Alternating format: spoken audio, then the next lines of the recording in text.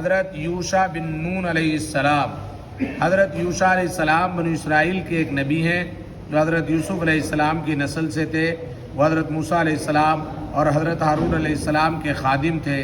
سورہ کہف میں حضرت خضر علیہ السلام سے ملاقات کے لیے جاتے وقت حضرت موسیٰ علیہ السلام کے ساتھ جس نوجوان کا ذکر آیا ہے وہ یہی حضرت یوشع علیہ السلام تھے۔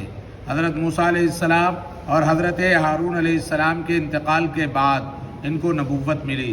قوم بنو اسرائیل کو انہی کی قیادت میں 40 سال کے بعد اللہ تعالیٰ نے میدان طی سے نکال کر بیت المقدس تک پہنچایا۔ جب یہ قوم بیت المقدس میں داخل ہوئی تو اللہ تعالیٰ نے حکم دیا کہ توبہ کرتے ہوئے داخل ہونا، تو کچھ لوگوں نے توبہ کو مذاق بنا دیا۔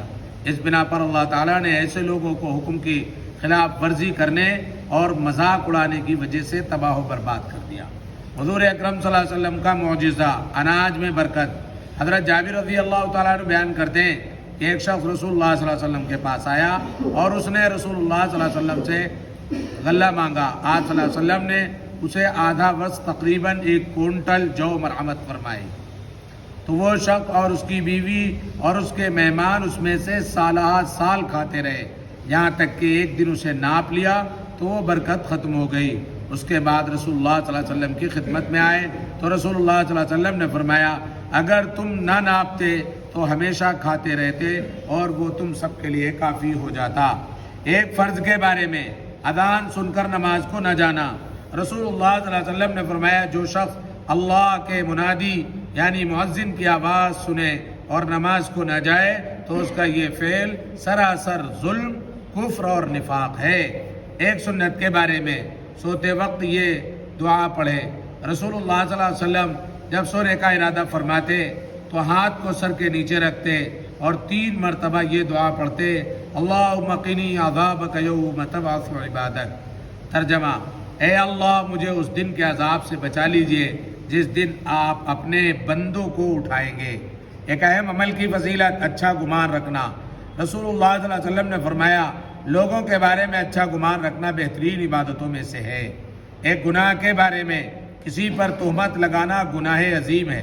قرآن کریم میں اللہ تعالیٰ فرماتا ہے جو شخص کوئی چھوٹا یا بڑا گناہ کرے پھر اس کی تہمت کسی بے گناہ پر لگا دے تو اس نے بہت بڑا بہتان اور کھلے گناہ کا بوجھ اپنے اوپر لاد لیا ہے۔ دنیا کے بارے میں دنیا آزمائش کے لیے۔ قرآن کریم میں اللہ تعالیٰ فرماتا ہے ہم نے زمین کے اوپر کی تمام چیزوں کو زمین کے لیے زینت بنایا ہے تاکہ ہم اس کے ذریعے لوگوں کا امتحان لیں کہ کون شخص اس میں زیادہ اچھا عمل کرتا ہے۔ آخرت کے بارے میں جہنم میں آگ کہاں سے تک جلائے گی؟ رسول اللہ صلی اللہ علیہ وسلم نے فرمایا اہل دوزخ میں سے بعض کو ٹخنوں تک آگ جلائے گی اور بعض کو گھٹنوں تک اور بعض کو کمر تک اور بعض کو ہسلی کی ہڈی تک۔ طب نبوی سے علاج 3 سانس میں پینے کا فائدہ۔ رسول اللہ صلی اللہ علیہ وسلم نے پینے والی چیزوں کو 3 سانس میں رسول اللہ صلی اللہ علیہ وسلم پینے والی چیزوں کو 3 سانس میں پیتے تھے اور فرماتے تھے ایسا کرنے سے اطمینان ہو جاتا ہے، تکلیف اور بیماری سے حفاظت ہوتی ہے اور وہ چیز خوب ہضم ہوتی ہے۔ نبی کریم صلی اللہ علیہ وسلم کی نصیحت۔ رسول اللہ صلی اللہ علیہ وسلم نے فرمایا لعنت کا سبب بننے والی 2 باتوں سے بچو۔ صحابہ اکرام نے عرض کیا کہ وہ باتیں کیا ہیں؟ رسول اللہ صلی اللہ علیہ وسلم نے فرمایا ایک یہ کہ آدمی لوگوں کے راستے میں پیشاب پاخانہ کرے اور دوسرے یہ کہ ان کی سائے دار چیز میں ایسا کرے۔ سبحان اللہ۔